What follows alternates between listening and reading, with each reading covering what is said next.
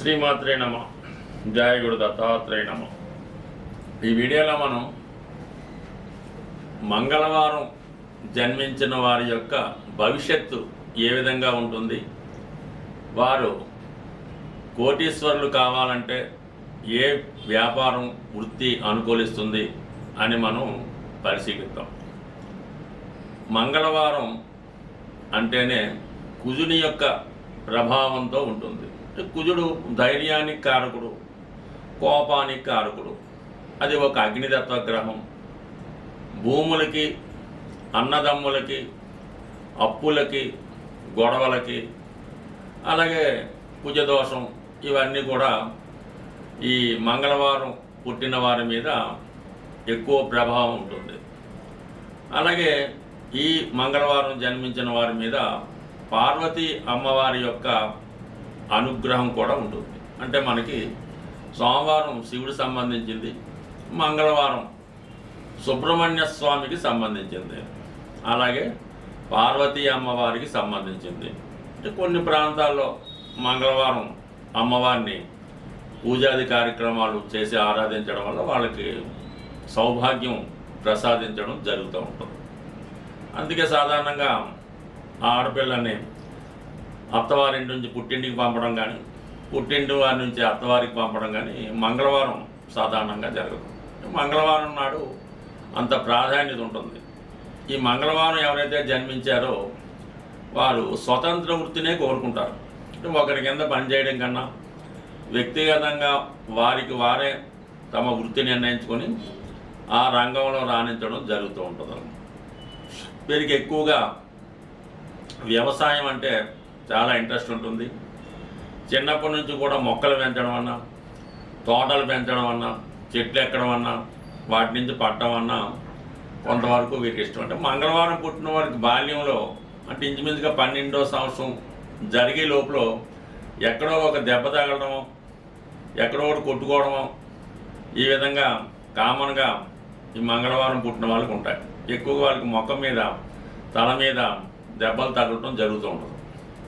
అందువల్ల వీళ్ళు ఎవరైతే మంగళవారం చిన్నప్పుడు జన్మించారో వారికి పెద్దవాళ్ళు కొద్దిగా మరీ చెట్లు ఎక్కకుండా, పదునైన వస్తువులతో ఆడుకోకుండా, చిన్నప్పుడే వాహనాలు ఇవ్వకుండా ఉంటే మంచిది. అంటే వీళ్ళ ప్రమాదం తొందరగా రావడం జరుగుతుంది. అంటే ప్రమాదం జరిగినా వీళ్ళకి భయం ఉండదు.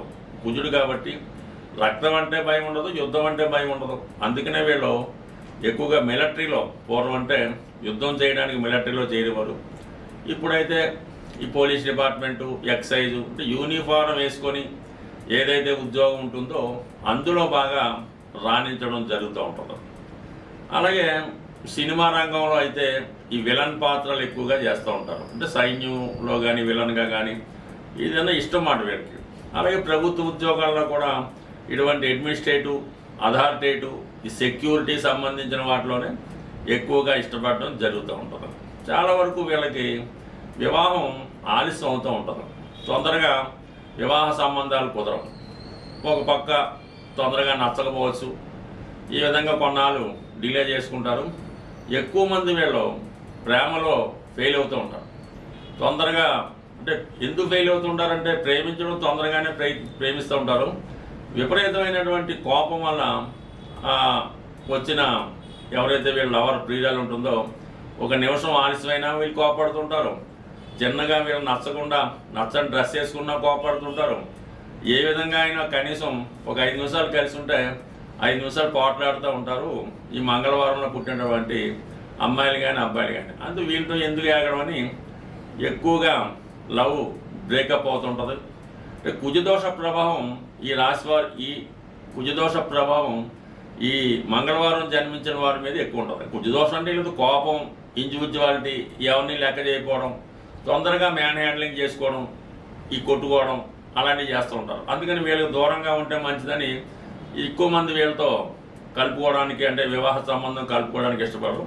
అయితే విపరీతమైనటువంటి శృంగార వాంఛలు కలిగి ఉండడం వల్ల ఎవరినైనా ఇష్టపడితే మాత్రం వారు కోఆపరేట్గా ఉంటే వారిని ఎట్టి పరిస్థితుల్లో కూడా చాలా వరకు వారితోనే కలిసి ఉంటారు.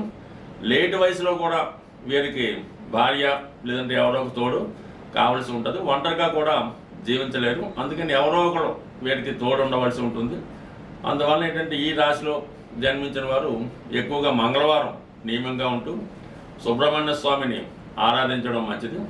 సాధ్యమైనంత వరకు వీళ్ళు పగడం అనే ఉంగరం ధరించవచ్చు. అలాగే 3 ముఖాల రుద్రాక్ష ధరించవచ్చు.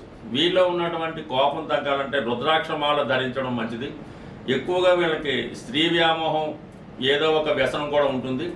అది తగ్గాలంటే స్ఫటికమాల ధరించడం వల్ల కానీ లేదంటే పగడాల మాల ధరించడం వల్ల వీరి జీవితం వేరే యాంగిల్లో సక్సెస్ఫుల్గా నడిచే అవకాశం ఉంటుంది. స్వస్తి.